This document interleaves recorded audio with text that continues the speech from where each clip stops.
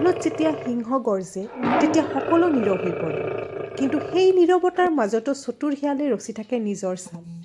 শক্তিশালী সিংহ আৰু চতুৰ শিয়ালৰ মাজৰ এই যুঁজখন সদায় ভয়ংকৰ হৈ উঠে।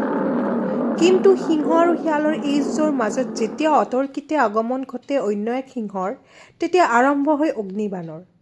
আহিবলগীয়া অসমীয়া চলচ্চিত্ৰ অগ্নিবাণত তেনেকৈয়ে মুখামুখি হ'ব চলচ্চিত্ৰ জগতৰ অভিজ্ঞ আৰু সিংহ যতীন বৰা আৰু শিয়ালৰ দৰে চতুৰ নতুন প্ৰজন্মৰ অভিনেতা কমল লোচনৰ, য'ত শক্তি আৰু বুদ্ধিৰ সংঘৰ্ষ অনিবাৰ্য। কিন্তু এই যুঁজত ছুপাৰষ্টাৰ ৰবি শৰ্মাৰ আগমনে সলনি কৰি দিয়ে গোটেই ট্ৰেইলাৰটোৰ মানদণ্ড। ডাঙৰ পৰ্দাত যতীন বৰা আৰু ৰবি শৰ্মাৰ যুটিয়ে কি অভিলেখ কৰিব সেয়া মুক্তিৰ পিছত লক্ষণীয় হ'ব। ট্ৰেইলাৰটোত যতীন বৰাৰ উপস্থিতিয়ে প্ৰতিটো ফ্ৰেমক গম্ভীৰতা দিছে, যেন সিংহই কেৱল গৰ্জনেই নহয়, অপেক্ষা কৰিবও জানে।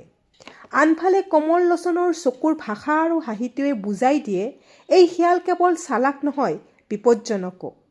চলচ্চিত্ৰখনৰ আন চৰিত্ৰত অভিনয় কৰিছে প্ৰীতি কংকনা, ববিতা শৰ্মা, কুলদা কুমাৰ ভট্টাচাৰ্য, সিদ্ধাৰ্থ মুখাৰ্জী, হিমাংশু প্ৰসাদ দাস, কংকনা চক্ৰৱৰ্তী আৰু এক বিশেষ চৰিত্ৰত দেখা যাব ৰবি শৰ্মাক। অগ্নিবাণৰ প্ৰযোজনা শৈলেন কুমাৰ শৰ্মা আৰু ময়ূৰাক্ষী শৰ্মাৰ। পৰিচালনা কৰিছে মৃন্ময় অৰুণ শইকীয়া। চলচ্চিত্ৰখনৰ কাহিনী লিখিছে অজিত গিৰি, মৃন্ময় অৰুণ শইকীয়া আৰু সপ্তঋষি গগৈৰ। অগ্নিবাণত যতীন বৰাক এজন আৰক্ষীৰ ৰূপত দেখা যাব। ৰাজ্যত চলি থকা ড্ৰাগছ মাফিয়া আৰু বেহাৰ লগতে বৰ্তমান নৱপ্ৰজন্মৰ মাজত চলি থকা ছ'চিয়েল মিডিয়াৰ অপব্যৱহাৰ আৰু অদৰকাৰী আলোচনাবোৰক কেন্দ্ৰ কৰি কাহিনী আগবাঢ়িব। আৰু সেইফালৰ পৰা চাব গ'লে অগ্নিবাণ এখন সময়োপযোগী সুন্দৰ চলচ্চিত্ৰ হ'ব গৈ আছে। ট্ৰেইলাৰটোৰ বেকগ্ৰাউণ্ডত মিউজিক আৰু এডিটিং ষ্টাইলে অসমীয়া চলচ্চিত্ৰত আগেয়ে নেদেখা অনুভৱ এটা দিছে। কমল লোচনৰ নতুন ৰূপটো চলচ্চিত্ৰখনৰ এক আকৰ্ষণীয় দিশ হ'ব। আৰক্ষীৰ পোছাকত হিমাংশু প্ৰসাদ দাসৰ অভিনয় লক্ষণীয় হ'ব। যতীন বৰা আৰু প্ৰীতি কংকনাৰ যুটিয়ে নতুন এটা সোৱাদ দি যাব বুলি আশা কৰিব পাৰি। পৰিচালক মৃন্ময় শইকীয়া আৰু অভিনেতা কমল লোচনৰ যুটিটো আমি ইতিমধ্যে কলংপাৰ ৱেব ছিৰিজত দেখিছোঁ।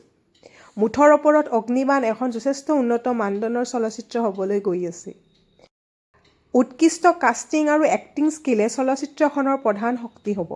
এতিয়া লক্ষণীয় হ'ব যতীন বৰা আৰু ৰবি শৰ্মাৰ এই যুটিটোক 6 ফেব্ৰুৱাৰীৰ পৰা কিদৰে আঁকোৱালি লয়।